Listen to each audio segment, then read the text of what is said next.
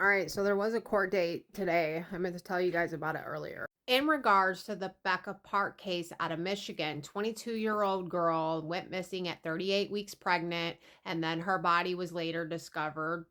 Homicide, alleged, suspected, possible botched C-section, and her baby did not survive either. Her biological sister, Kimberly, bio mom, Courtney, and bio mom's husband, Brad, were all in court today. Nothing too excited happened in court, but I still wanted to catch you guys up.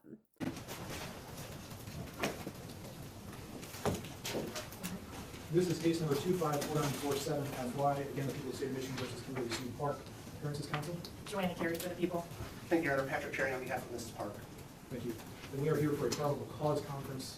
Counsel, I'm assuming there's no resolution in this case.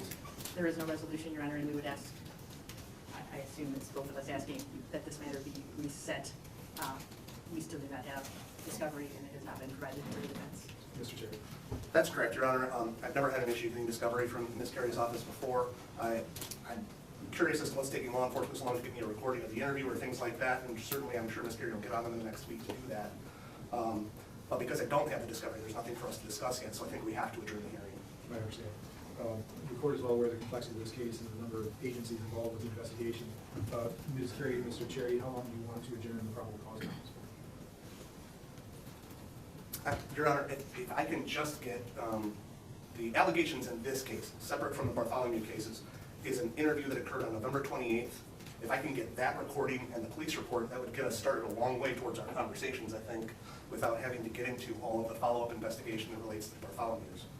So that shouldn't take too long, I would think.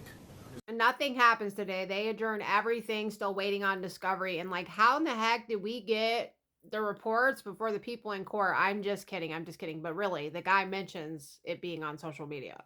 Your Honor, Ms. Park had a couple of bond issues that she just wanted me to clarify with the court. I think I understand them, but I want to make sure because there's a lot of misinformation. One, that her bond does not require a GPS tether. She doesn't need to go and get that taken care of. That's my understanding from the court's ruling. That's correct. Okay. And then two, she has a no contact order with the Bartholomew's and Mr. Thaler. That does not, so there was, I believe the court's aware there was a candlelight vigil for Rebecca last weekend. Both Ms. Park and Mr. Thaler were present, but they did not communicate with each other. They have permission to be in the vicinity, just have no actual contact with one another. Is that correct? I will only say that no contact means no.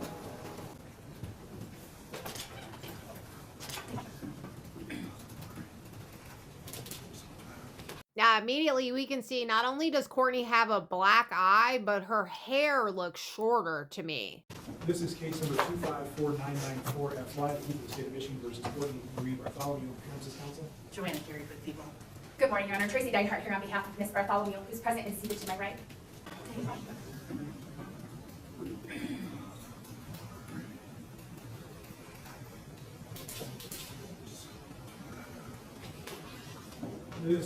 That is Courtney, the victim's mother, that is being accused of the botched C-section and God knows whatever else they did to that poor girl. Now, it was adjourned. Same thing for Brad that we're going to see next. We're not going to have any other information when it comes to the court proceedings until next week.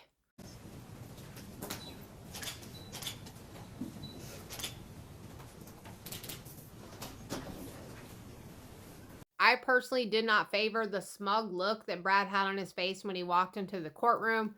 Justice for Rebecca Park and her unborn child. As always, thank you for watching. Please like, follow, and reshare to keep this conversation going.